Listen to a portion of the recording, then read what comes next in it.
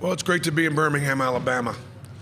I remember when having worked with Mike Slive when I was at Tennessee, and then when the opportunity at Auburn came open.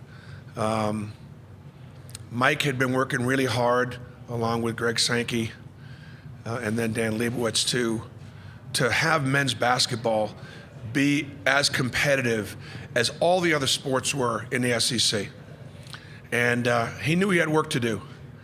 And I've always taken some level of pride in the fact that both at Tennessee and at Auburn, I've been able to be at two great programs and have those programs be competitive in men's basketball.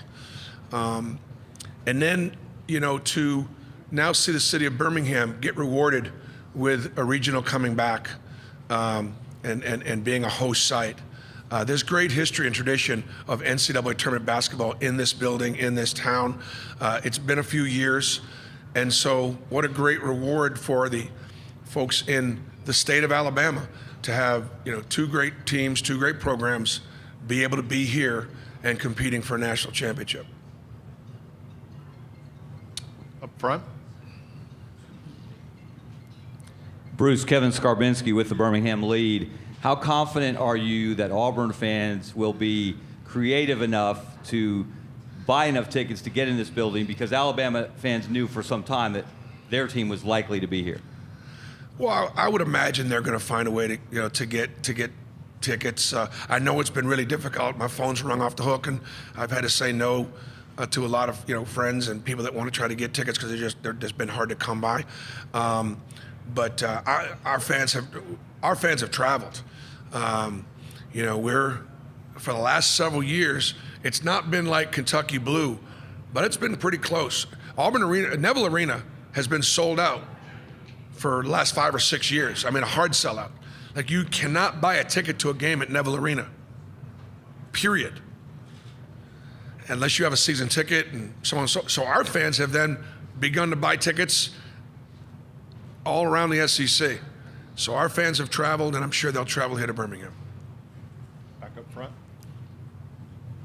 Hey, Glenn Gilbo from Outkick.com. Coach, did you have a guess to where they might send you for this regional going in, and how happy or lucky did you feel to be so close? Well, two things. One, I felt like we were somewhere between an 8 and a 10 based on the math. Our analytics had us all around 32 in most of the categories.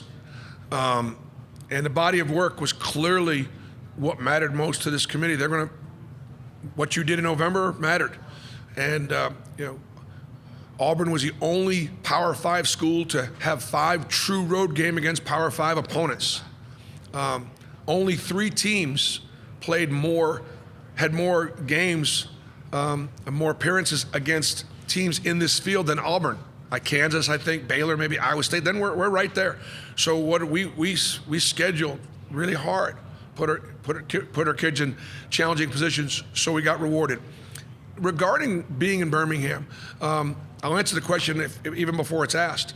In 2018, when we won the championship of the SEC, we went out to California.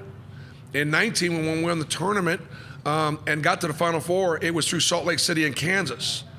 And so, the pod system was going then, and just the way it worked out, we had to travel. And so now the fact that it's worked out, we're able to be a couple hours from campus is great. That's why the pod system was created. It's great for our students and great for our fans and those that can get into the game. It won't have a huge effect on the game much, because it's a neutral site and in every way. But we're happy to be here. We feel fortunate to be here. Very back. Hey, Coach, again, Carrie Osep, WBTM.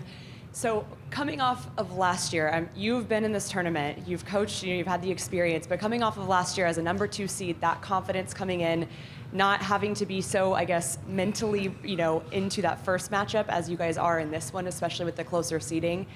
What do you learn from that, and what's the mentality change possibly in this situation this year?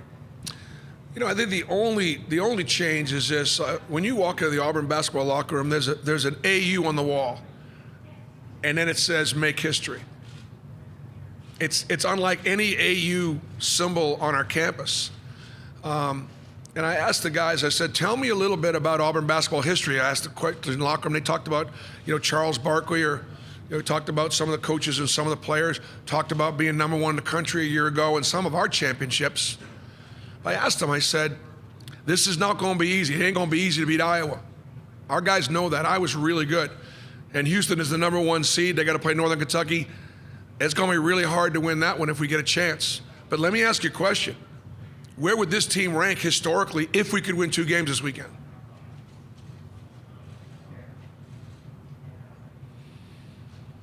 And so all you could do is work really hard to put yourself in position to make something really special happen. Now we got to make something special happen. We got to be able to stop the number 2 or 3 offensive efficiency team in the country in Iowa, who's bigger than us at every single position. I mean, taller, longer, so on and so forth. We're going to have to hang our hat on our defense, keep it off the offensive glass, make some shots, play some special, and then, survive and advance. Right here. Coach Ryan Hennessy, WVTM 13 in Birmingham. That trip last night, you had a nice steak dinner. Is that something that helps a short trip? I know you guys have been across the country, across the world. How does that help to have a shorter trip? Does it really make an impact?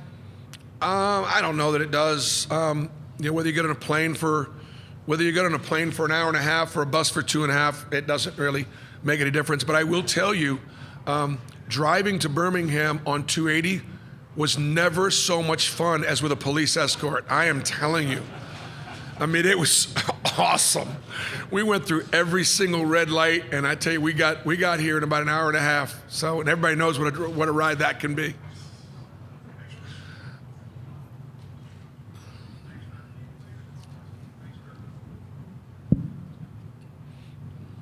Hi, Bruce. Jeff Spiegel, ABC 3340. So I know you and Charles are really tight. Have you given him some grief for picking Alabama to win it all? Let me tell you something. Charles Barkley loves the state of Alabama. He loves Auburn first. There's no question about that. But he's been pretty loyal to our state. And all I can say about Charles Barkley is he's going to tell you what he thinks, whether you like it or not. And so if he said that he thinks Alabama's going to win the tournament, he's not doing it for any other reason than Charles thinks they're going to win it. And I've played against them a couple times, and they're good enough to win it. Nate Oates is one of the best coaches in the country, done an amazing job, with this team, and they're talented, they're deep, they play the right way. In the very back. Thank you. On that note, just how special is it to get Auburn and Alabama? I know this is just we've all been talking about it, a unique setup to have them here in this first round. But how does that speak to just the growth of basketball here in this state? And what are your expectations for fans just in general this weekend around right here in Birmingham for basketball? Well, it's obviously the numbers speak for themselves. And, I believe that in the last 5 out of the last 6 years, either Auburn or Alabama has won a championship. We won it 3 times, and they've won in 2 years. They've won championships, both the regular season and the title. So Auburn and Alabama have represented and been a factor in the growth of the SEC. And as far as our fan bases being in Birmingham, will it remind them of the Iron Bowl and the festivities around it? I'm sure it'll just add to the history and to the rivalry. Here in the middle. Yeah, Bruce, CBS has ranked this game as the 3rd best matchup of all the matchups. So here's what they wrote. They said, if you're into seeing coaches act like children, you'll love this one. We'll set the over-under on coach technicals at a cautious 1.5. My question is, should I take the over or the under? And can you talk about the passion you and Fran coach with? Well, I can only speak for myself as far as acting like a child. I've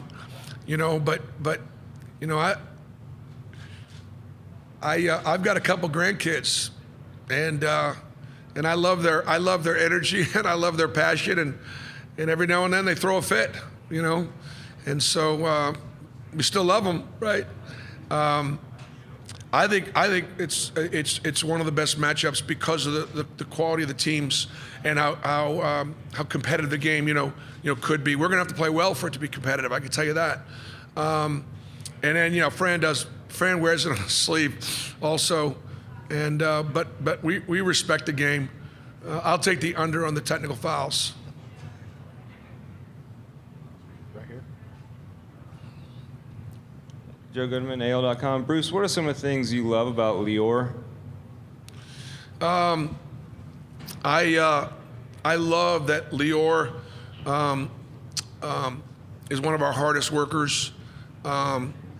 Lior he's played the last 2 years, and had we not taken the NCAA scholarship penalty the last 2 years, Lior would have been on scholarship.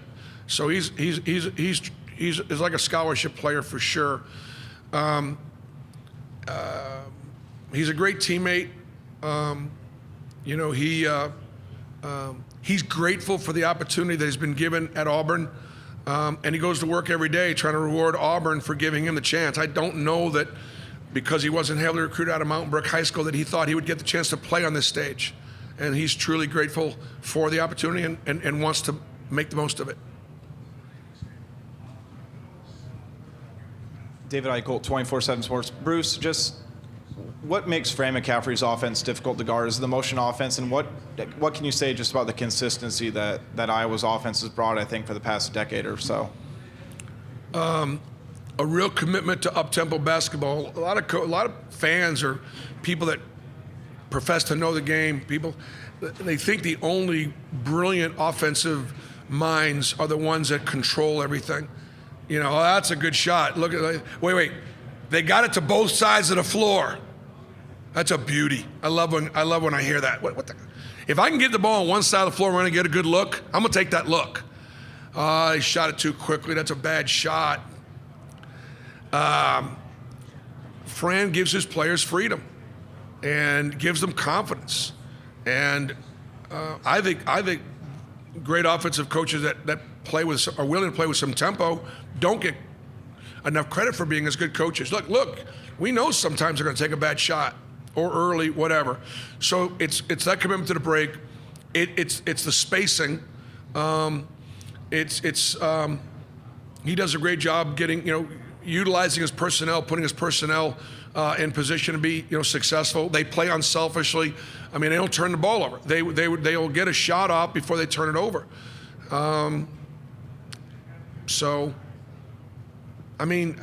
He's been doing it a long time. He knows what works.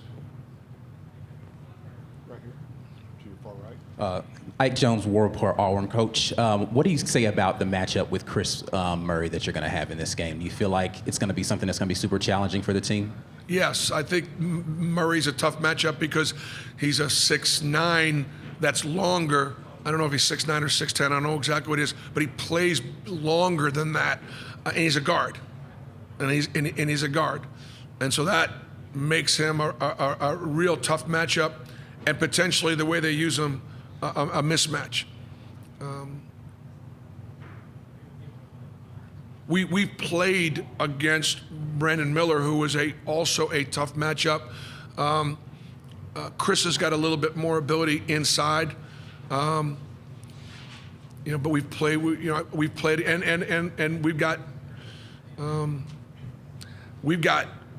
we'll have our hands full, because he can do things inside and out.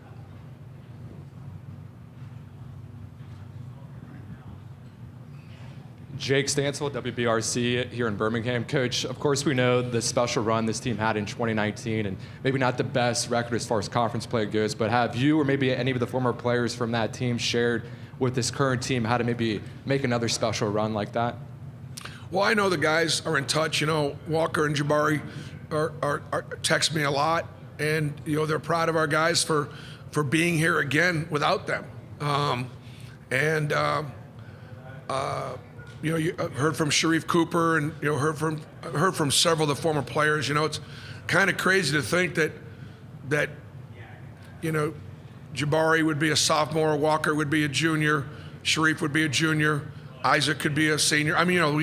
we've had some pretty good guys that have run through this program that didn't stay here very long, and those guys have all reached back out, and they're around in the summertime, so they're still close to a lot of our players because they were teammates.